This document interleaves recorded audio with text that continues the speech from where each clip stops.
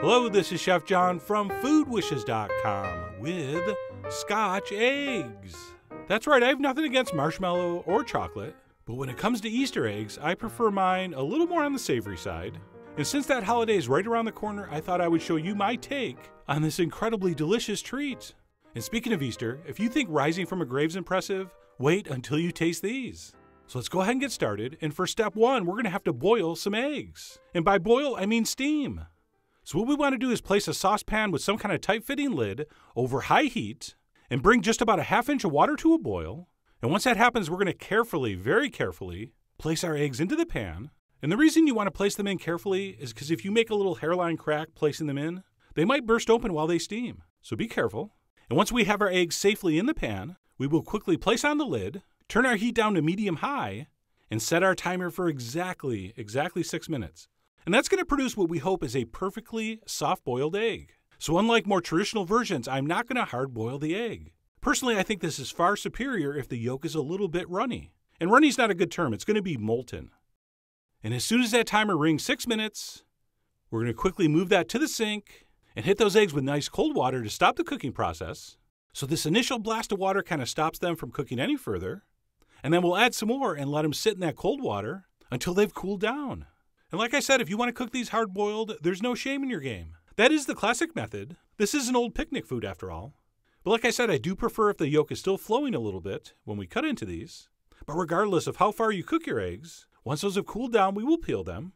And one nice thing about this steaming method, other than you can get pretty precise levels of doneness, the eggs tend to peel very easily. So we'll peel our eggs, and then one minor but important step before we move on, make sure you dry your eggs off on a towel. All right, wet eggs are slippery eggs, which could cause a problem when we try to wrap these with our sausage mixture. All right, so we'll peel and dry off our eggs, and we'll set those aside while we move on to mix up the aforementioned sausage mixture. And the base for mine is going to be some sweet Italian sausage that I'm going to remove from the casing. And please note, any ground raw sausage mixture is going to work here. So this is just what I'm going to use, because I like all the herbs and spices in the Italian sausage blend, the fennel, the garlic, the pepper, etc. But of course, we're going to doctor it up a little bit. So I'm going to give mine a nice healthy shake of cayenne. And I assume many of you true believers will do the same. And then I'm going to give it a nice big pinch of freshly grated nutmeg. That's going to give this a very, very subtle kind of breakfasty sausage aspect. And then last but not least, as far as the spices go, we'll do a pinch of dry mustard. And once that's in, we'll take a wooden spoon and give this a good mix. And you may have heard me say this before. Don't just space out or daydream. Think of things you may have forgotten or things you may want to add. And it was right about here when I realized I have some chives to use up, which would be perfect in this. So I stopped, tossed them in, and kept mixing. And had I just been staring out the window at that cloud shaped like a boot, I probably wouldn't have thought to add it. But anyway, we'll give that a good mix. And by the way, I'm just doing 4 eggs here. This is actually enough stuffing for 6. But don't worry, as usual on the blog, I will have all the exact measurements. So we'll mix that up. And once that's set, we can move on to putting these things together. So what we want to do at this point is take a perfect amount of sausage mixture and place it down on top of a piece of plastic wrap. And as you can see, it's kind of in an oval shape. And then we'll fold over the plastic and kind of press that down with our fingers. I don't know, somewhere between 1/8 and 1/4 inch thick. And once that's been accomplished, we will place 1 egg in the center. And you didn't forget to peel it, did you?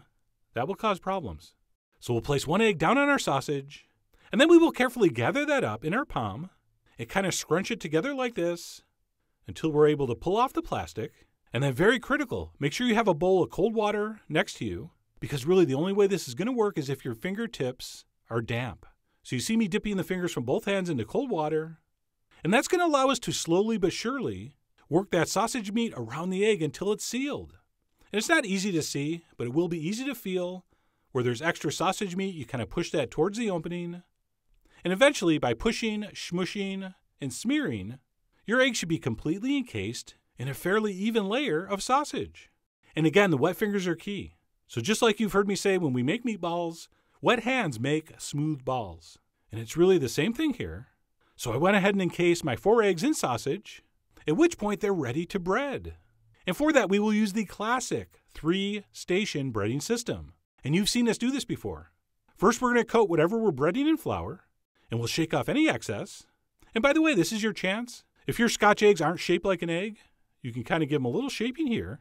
And then once that's been coated in flour, it gets dipped into beaten egg, And of course, we're going to make sure it's perfectly covered. Before its last stop, a bowl of panko breadcrumbs, or any breadcrumbs. So any dry crumb will work. And once these are coated with panko, the breading step is pretty much done. And you'll notice I'm using the classic dry hand, wet hand method, which means only one of your hands touches the egg. The other hand only touches flour and breadcrumb. That just makes everything way easier and much less messy. And then once all our eggs are breaded, we have a decision. We can fry right away, or these can be refrigerated until ready to fry. And yes, you can definitely make these the day ahead. But anyway, let me go ahead and cook one right now. Otherwise, the end of this video is going to be very disappointing. And to do that, we're going to carefully lower our Scotch egg into 350-degree oil and deep fry it for 5 to 6 minutes.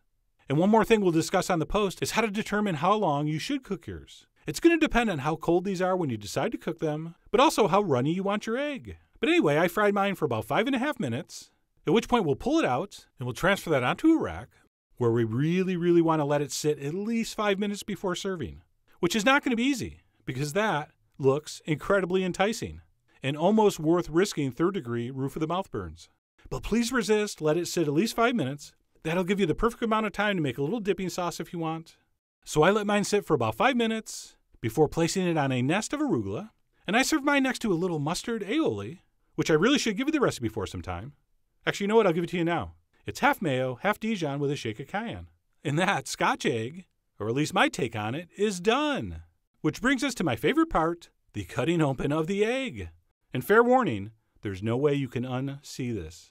So let's cut in. And I was trying so hard to cut it perfectly that I didn't cut it perfectly. But it didn't matter because it looked like this. How gorgeous is that? And like I said, while you can hard boil these, for me the key is to keep that yolk a little bit soft. Like I said, runny's not the right term. It's more of a molten yolk. And then because the inside of eggs don't come seasoned, I am going to give that a little bit of salt and freshly ground black pepper. And that, my friends, in addition to being absolutely gorgeous, is one of the best things you'll ever eat in your life. And by the way, fun fact, they say this was not invented in Scotland, but it actually comes from a North Indian recipe that translates to narcissist meatballs. And when I heard that, I was like, what does this have to do with me? But anyway, just a little historical tidbit. And while these are absolutely fine plain, I do think a little sauce is a nice touch. And because of our molten yolk, it's almost like you get two sauces. This is just a stunningly delicious thing to eat. So everybody knows what a great job Scotland does with the whiskey and the tape. But I think this Scotch egg deserves just as much love. So I really do hope you give this a try. Head over to foodwishes.com for all the ingredient amounts and more info as usual. And as always, enjoy.